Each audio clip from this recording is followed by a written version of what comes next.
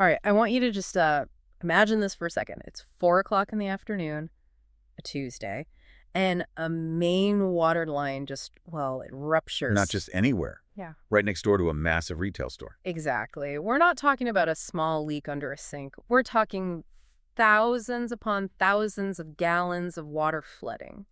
What was the number? Over 40,000 square feet of retail space. 40,000. That is instant, overwhelming catastrophe. Yeah. For any business owner, that is a panic-inducing, maybe even a business-ending kind of moment. It sounds like sheer chaos. But the really fascinating part, which our sources get into today, is how that chaos is met almost immediately with a system, a high-speed scientific response. That's it. We're looking at professional damage cleanup, not as just, simple manual labor. Not at all. It's more like a meticulously structured, almost military-level deployment. So our mission in this deep dive is to take you through that formal multi-step roadmap. It's the professional playbook that allows a major business to recover from a catastrophic flood with minimal interruption. Right. We're going to focus on how they combine specialized equipment, rigorous monitoring, and just sheer speed. To make it, and this is their phrase, like it never even happened. And that phrase is really the ultimate goal of the entire industry. To show you just how extreme that commitment to speed is, we have to start with that case study you mentioned. The Con store in Lufkin, Texas. Exactly. We need to dissect the real-world timeline of how a massive water loss affecting 40,000 square feet is handled. And for context, you should know that's almost the size of a football field of retail space. A football field. I mean, you'd assume a disaster of that scale would shut a business down for weeks, maybe months. Oh, easily, causing just untold losses in revenue. But the source documents detailing that Lufkin incident, they really show how organization and just sheer velocity can save the bottom line. Okay, so let's walk through it. Let's look at just the first 4 hours of this extreme response. The timeline is, it's really a master class in staging resources. So at 4 p.m., the call comes in. The major water loss cleanup call. Right. And they know immediately this isn't a burst pipe in a kitchen. This is industrial scale. And the clock starts ticking the absolute second that call ends. Precisely. Just 20 minutes later, at 4:20 p.m., technicians are already on site. 20 minutes. 20 minutes. They're not sitting around waiting for a supervisor or, for a plan to be faxed over. They are communicating directly with the store's management. And they're preparing the action plan right then and there. Immediately. Staging manpower and, this is critical, organizing the massive inventory of specialized extraction and drying equipment they're going to need. So assessment, planning, and getting the resources ready. Yeah. It's all happening simultaneously. Within the first half hour, there's absolutely no wasted motion. No, none. Because the longer water sits, the deeper it soaks into structural materials. And the risk of secondary damage, like mold, just goes up and up. Exponentially. So Yeah. by 5:20 p.m., just 1 hour into the response, they're already starting the heavy water extraction. But at the same time, they're protecting what's left right. Yes, simultaneously. Furniture is being blocked up off the wet floor. Any salvageable inventory is being actively relocated to unaffected, dry areas of the store. So they're creating a kind of clean zone while they're fighting the flood in the wet zone. That's a great way to put it. That's just an incredible level of logistical coordination, especially for 40,000 square feet. Where do they get all that equipment and all those people so quickly? And that's where the context of the whole operation is so important. The sources really emphasize that this level of rapid deployment, it depends on a massive coordinated network. Okay. We are talking about a company that has over 2,100 franchises all across the U.S. and Canada. So if one local team doesn't have enough gear. The network backs them up instantly. If you need enough industrial dehumidifiers to dry 8 football fields, you get them. It's the sheer weight of their network that allows them to move that fast. It is. And the timeline, it just continues seamlessly. By 8:00 p.m., the initial bulk extraction is mostly done. And now they shift gears. Into the scientific phase. Exactly. Staging the air movers and the dehumidifiers. And this requires verifying that the temporary power supply can even handle all that equipment running constantly. So just 7 hours after this catastrophic flood, by 11:00 p.m., the store is already transitioning from a flood zone into a massive, actively drying environment. That's right. And here's a key detail about their process. By 11, all that equipment wasn't just on. It had all been verified through their management software. Why is that important? It ensures maximum efficiency in the drying structure. It's not just guesswork. Then management was updated with the precise drying plan and the expectations. It turns a manual job into a managed, documented project. And the final result is just, it's staggering. It is. The structure was fully dried and all that equipment was removed only 3 days later. 3 days.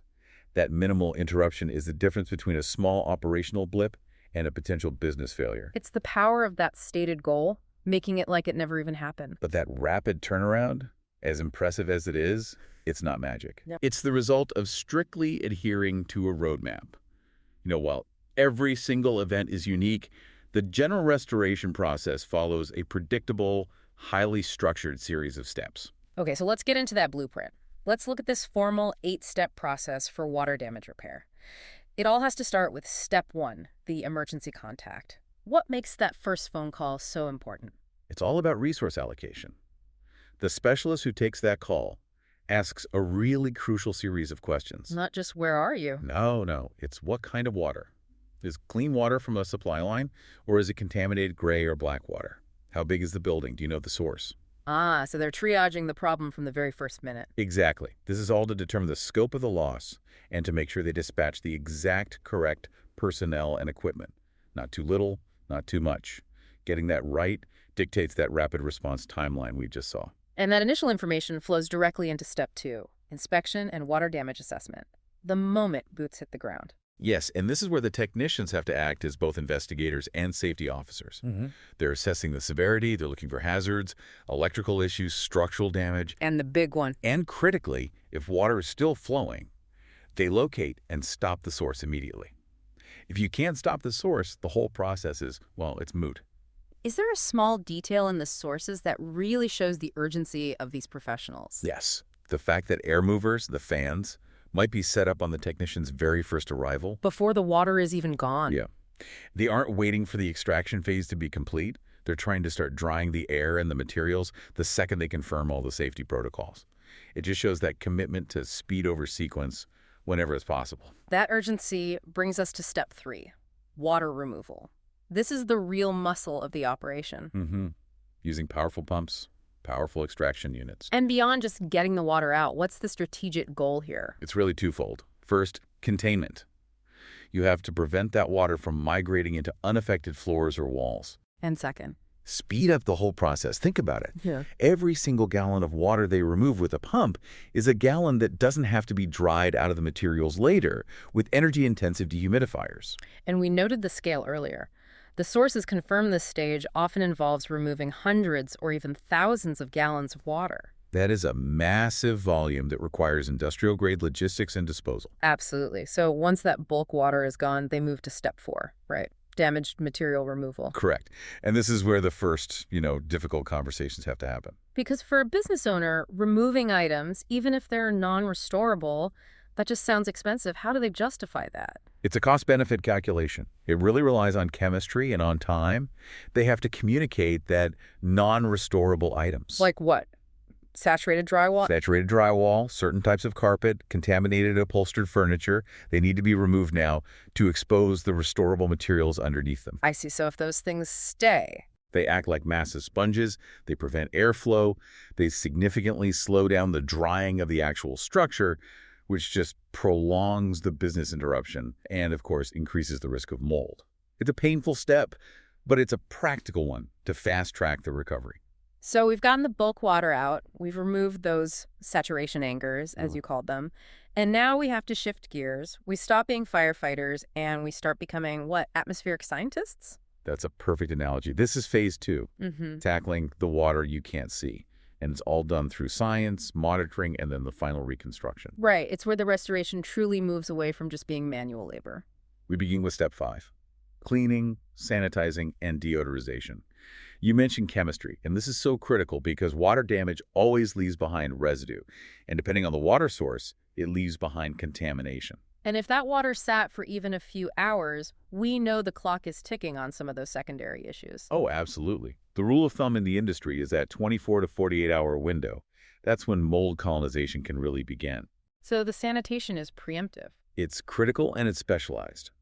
They use proprietary, specially formulated products, industry-leading equipment to make sure ceilings, floors, walls, any salvageable belongings are all properly treated against biological growth, before the drying phase kind of locks those conditions in. It's preemptive chemistry. Which sets the stage for step 6, drying. This is the core scientific methodology that I think most people misunderstand. They just think, open a window, turn on a fan. Right, air dry it. Yeah. But it's so much more complex. It's all governed by psychrometric principles, the study of air, temperature, and moisture.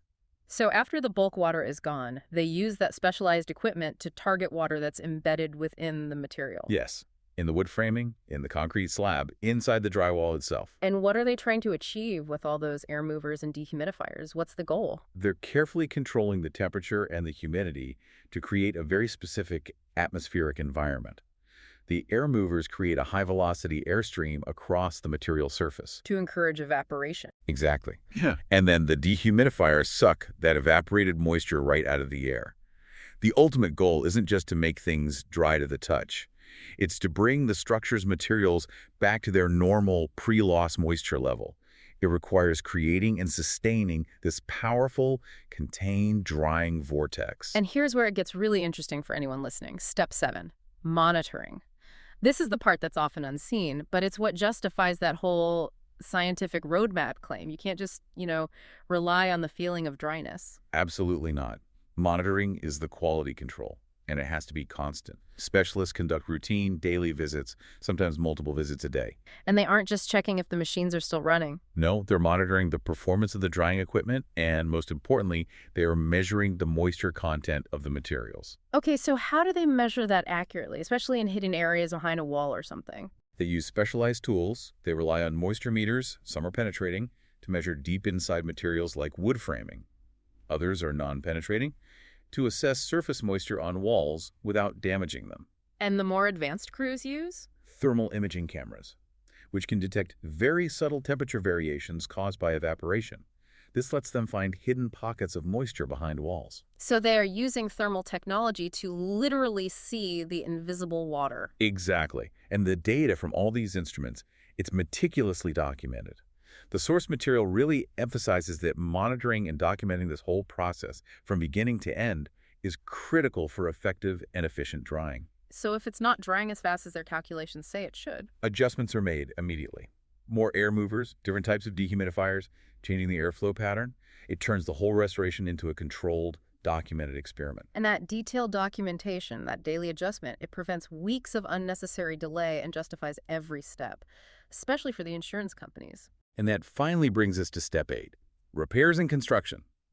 The return to pre-loss condition. This can be anything from minor cosmetic repairs like replacing baseboards. To rebuilding entire flooded sections of the building. Right. And this brings us back to that efficiency gain we talked about earlier. The benefit of having one company manage the whole thing, from the initial mitigation to the final construction. It just simplifies accountability and it minimizes the handoff time. When you have one qualified company handling both the drying and the rebuilding, you get a seamless transition. The crew that dried the structure knows exactly what materials were affected and why. Which eliminates delays or disputes that might come up when you have multiple different contractors involved. And that saves the client significant time and, at the end of the day, helps keep the overall costs manageable. So we've really seen the power of structure and speed today. The key takeaway from that Cons case study is that a 40,000 square foot disaster can be successfully mitigated in just 3 days. All because of strict adherence to this structured 8-step methodology. Right. The priority moves from just simple water removal to a scientific, documented process of drying hidden moisture. That's the core insight. Yeah. A major disaster is tackled not through panic, but through a detailed, reproducible plan that leverages technology. From specialized extraction pumps to thermal imaging and management software. And that focus on rigorous daily monitoring and those psychrometric principles. It's what ensures maximum efficiency and minimal interruption for that business. So what does this all mean for you, taking this knowledge away with you? Well, we often dismiss restoration as just, messy manual labor. But the scientific depth required to make a business operational again in a matter of days is, it's astonishing. It really is. And it raises an important question based on what we've discussed today. If this level of scientific documentation, of moisture metering, and specialized atmospheric control is required just to prove a retail space is truly dry, how confident are you that the smallest flood or leak in your own basement or office, which, let's be honest, often involves no specialized monitoring at all, is truly restored back to a safe, pre-loss moisture level.